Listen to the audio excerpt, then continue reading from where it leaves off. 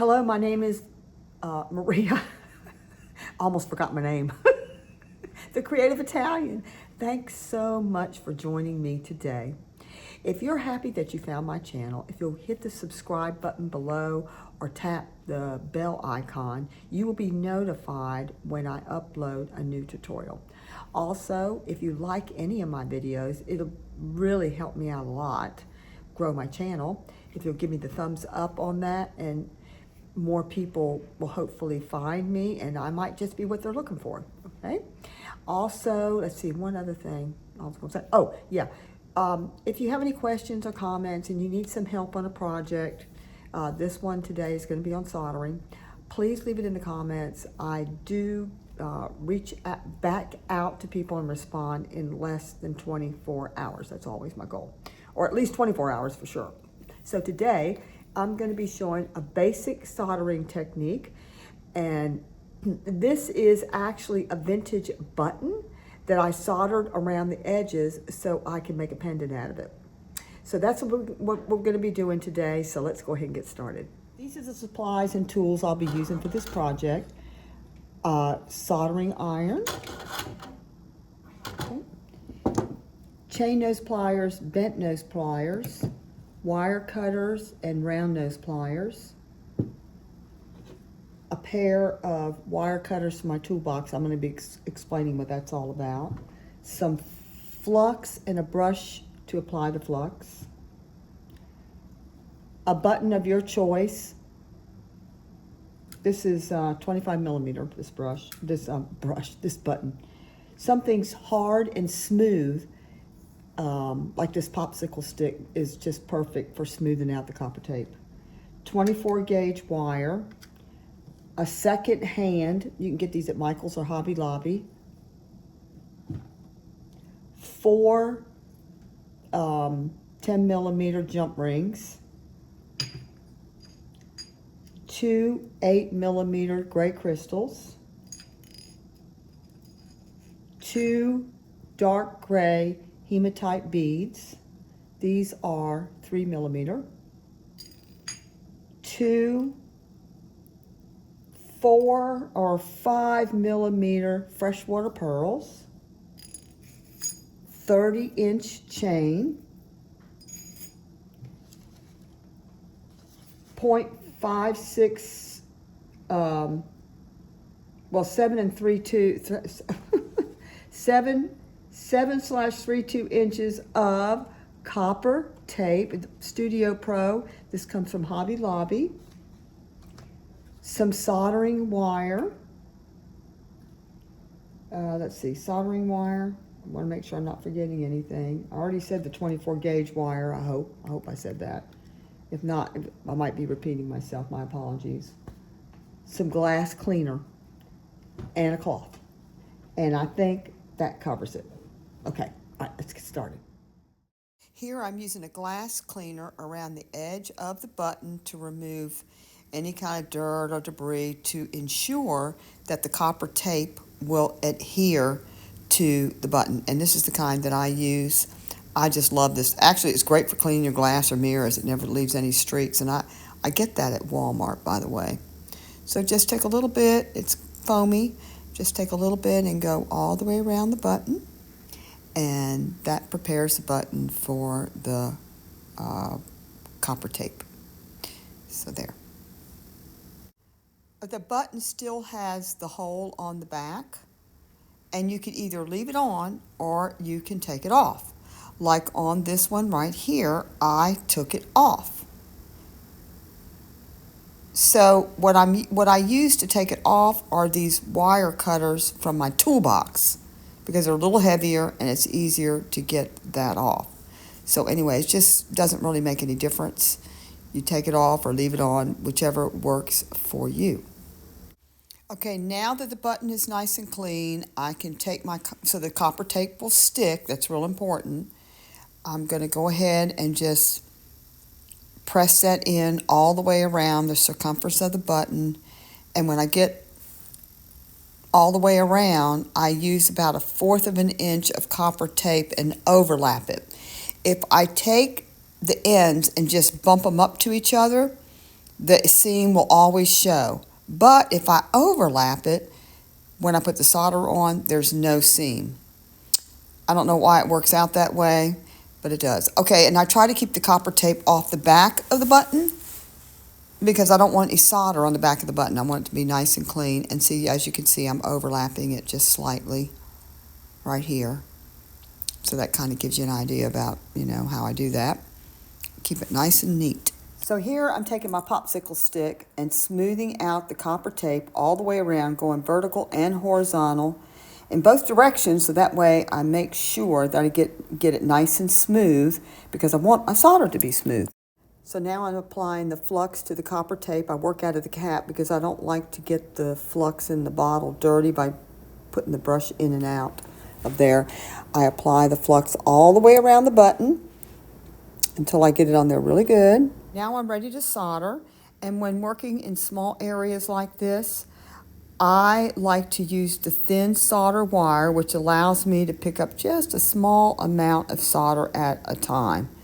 I find when I pick up too much at one time that it tends to get lumpy and bumpy, and when I want it as smooth as possible, I like to work with less solder than too much solder.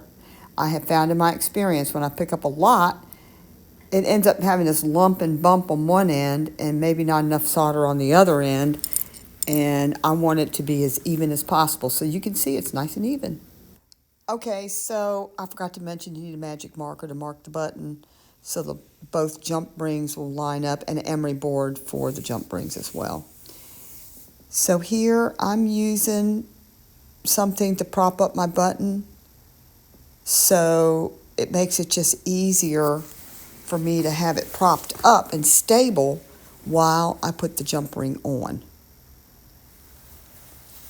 And what I'll do is I'll just make sure it's nice and sturdy there, and then I'll add the jump ring to the second hand, and it'll just lay there, and I'm free just to use my soldering iron, and I don't have to worry about it getting crooked or falling off or any of that kind of stuff. So that can be real frustrating.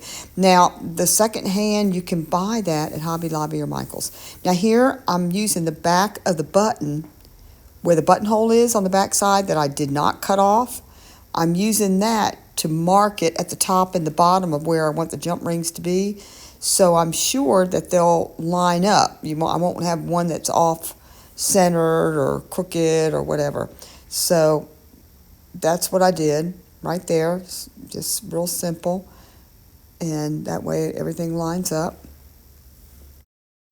Okay, so now I finished, marking my button here. Everything's nice and sturdy and set up. And so now what I'm going to do is I'm going to take my jump rings and I'm going to cut them so they're just a half a circle, or maybe just a little bit more than a circle. It depends on what you need, right? I mean, really does. So I'm just going to cut both of them with my wire cutters here and get them nice and even. I like to make them as even as possible so they don't sit crooked on top of the button.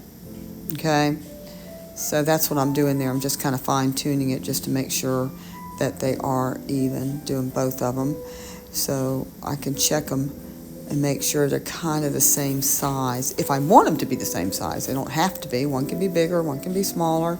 It depends on, what you need or what you want. These I made the same size, okay? So that's what I did on that. So here I'm roughing up the jump ring where it's going to attach to the button so that the flux and the solder will stick to it. Okay, now I'm getting ready to flux the button again before I add the jump ring. And then I take my chain nose pliers and put the jump ring on the second hand. It's just easier for me to get it on there, and I'm not stumbling and bumbling around trying to get it on straight because I don't want it to tilt forward or backwards. And then just lay it, the second hand, right at the spot where I want to solder. And again, I'm going to flux it again and make sure I have plenty of flux on around the ring and on the button as well, because I don't want there to be an issue as far as anything sticking. Oh, that was my other higher stand that I was using. It was not working for me. Okay, so add some flux around where the jump ring is. Make sure I got plenty on there. There's nothing more frustrating than not having enough flux and you put the solder on there and nothing happens. I've had that happen to me too. Not fun. Okay, so here I'm going to use my soldering iron and just pick up a very tiny bit, even less than what I picked up before, and it's like a drop. I just drop it there without touching the jump ring. Just lay it there and then put some in between the jump ring to cover up the magic marker. And as you can see, it's coming out really, really good. It's coming out nice and smooth and neat. It takes some practice, you guys, doing this. It took me a while to learn how, for sure. And all the little tips I'm sharing with you will help things go a lot easier for you. Because some things I kind of had to learn on my own. And so there were times where it was really a struggle. Okay, so that's how one side of it looks. I think it looks really, really good. Turned out really nice. And now it's time to flip it over and add the jump ring on the opposite side, because I want one side to hang on the necklace and one side to have the dangle. And I mean, you can even skip the extra jump ring if you wanted to. It's not like you have to put it on there, but that's what I did for this design. So again, I'm using my chain nose pliers to attach the jump ring to my second hand. It makes it a little easier to get it right in the center of the button, and also to make sure that I don't have the jump ring tilted forward or backwards, that it's straight up and down. So once I solder it, it won't be a problem. I won't have to, I don't want it to be tilted backwards or forwards, rather, is what I'm saying. So I did get it off just a little bit. So I had to kind of realignment there on the jump ring, because I had it tilted forward just a little bit. And so, again, I'm going to use just a little tiny bit of solder. Just a little drop, and I'm just barely touching that while I'm doing that. Well, I got to add a little bit of flux to the button first. And then I'm going to add drops of solder. Yep, having plenty of flux is what helps the solder flow. So nothing more frustrating than not having enough flux and then the solder, if you put it on there, it doesn't do anything but ball up. Okay, so I got that. And, well, I knocked it. Okay, line it back up. Okay, so again, I'm just adding just a few drops of solder on either side of the jump ring, and it'll just be perfect. I just barely touch it and tap it is what I'm doing, and it's plenty. It flows and it does what it's supposed to do. So there. That's it for that. And we just about got it finished here on that other end, and here we go. That turned out so good.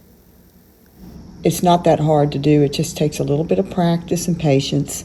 Now we're going to make the dangle for the pendant itself, and then a dangle for the back side of the necklace. This just slips over the head. There's no clasp.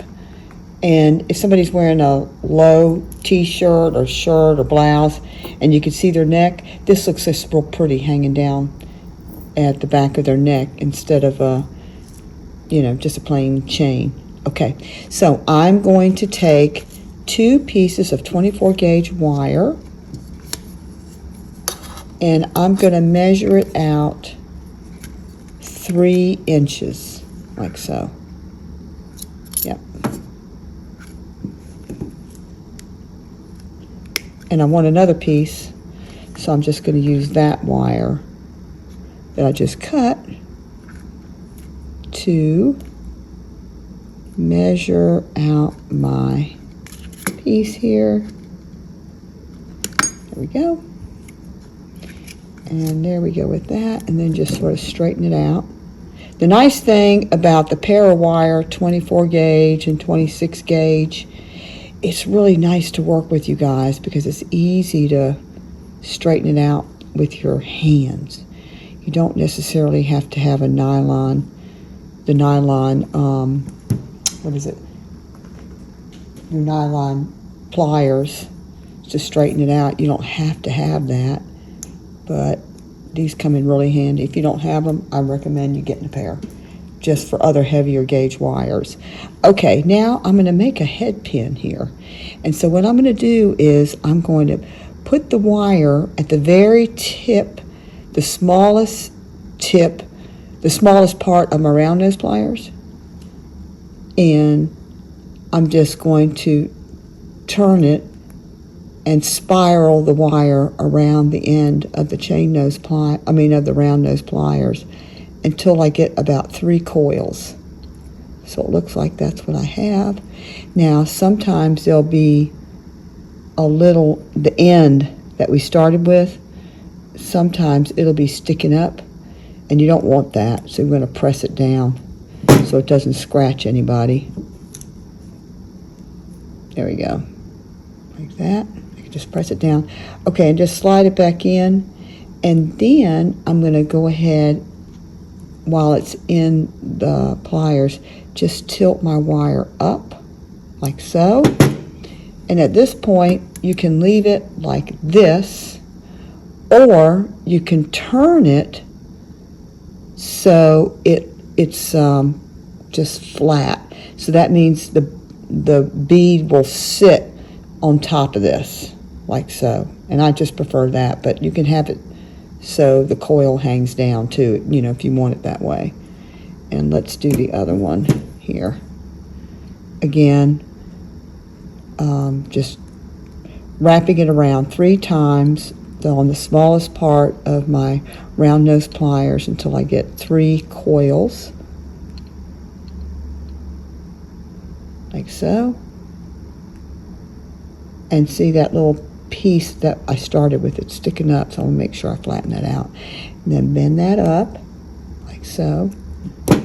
You could put it on just like that if you wanted to. Put your beads on like that, or you can make it so it's flat, and that is what I prefer to do. Okay, so we got that. All right, now all we have to do is add on the hematite bead first. Do the hematite bead first, then the pearl, and then the crystal, like so. And it's the exact same thing. It's the exact same thing. And you can use anything that you want. This is just what I'm using for this project. Any size beads. You can have them all the same length if you want to, or same size rather. All right, now that's a little bit kind of wonky. So I'm just going to straighten that out. Slide it down. And just sort of bend it just a little bit. That kind of, there. That's how I want it to be. Sometimes you just have to make adjustments.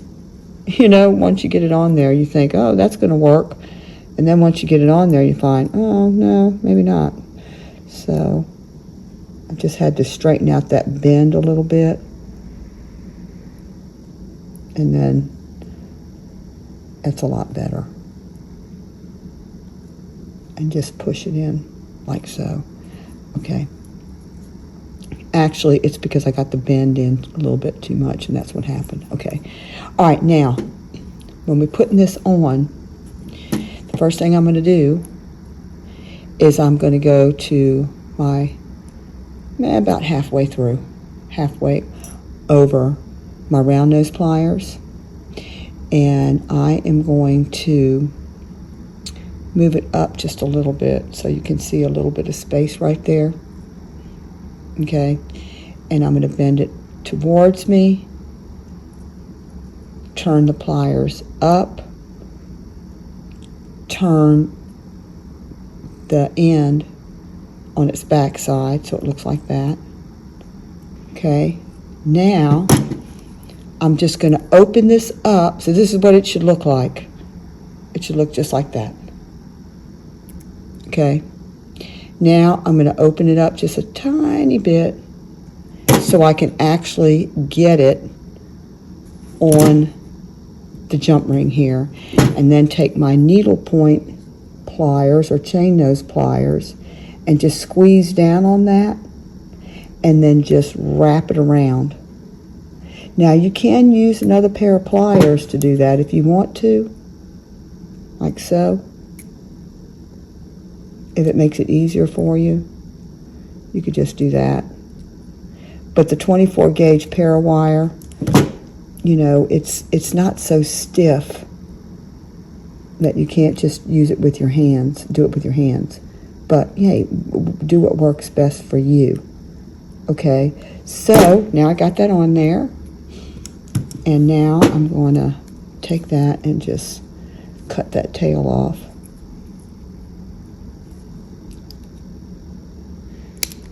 And after I cut off the tail, I always go in here and press the tail in so it won't scratch, so I don't feel anything.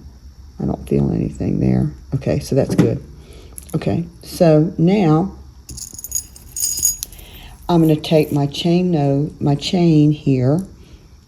Let me move this out of the way.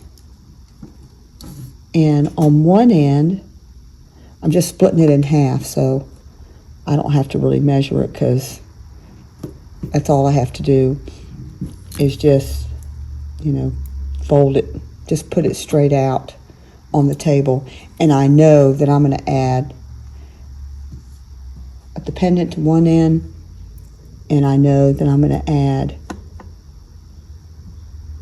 a dangle to the other end. Okay, so on this, my chain opens up right here.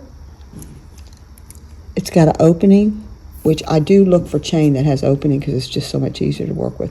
So I'm going to take my bent nose and my chain nose, and I'm just going to open that up and whoops, and then slide that on there. Whoa, hang on. All right. And then take my chain nose pliers and my bent nose pliers and bend that in. And I always go in opposite directions. As you can see, I never open it up, you know, really, really big. And I always go in the opposite direction and go back the opposite direction. So if this is going back and this is going forward, then I want this to go back and this to come forward, closing it down. And that keeps your rings from getting out of shape. Okay. Ooh.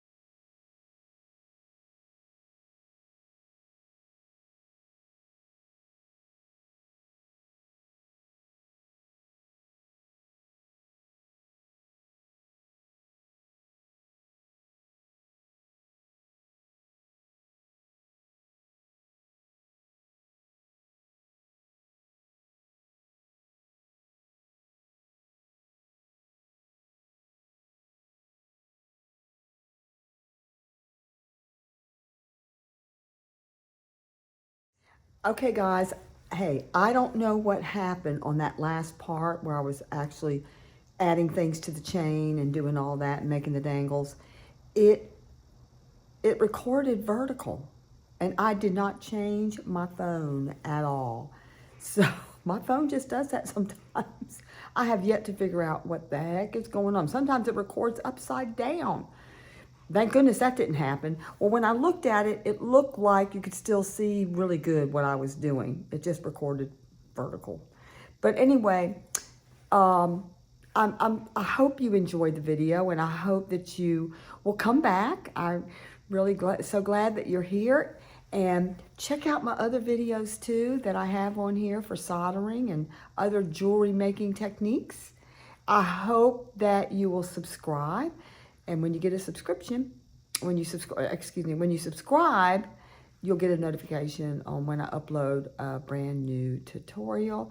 And if you'll give me the thumbs up on my videos, it'll really help me grow my channel. And more people will be able to find me, and I might just be what they're looking for.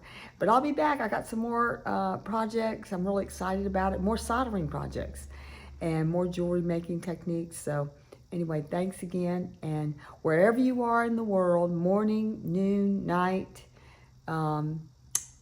enjoy. All righty. Bye-bye.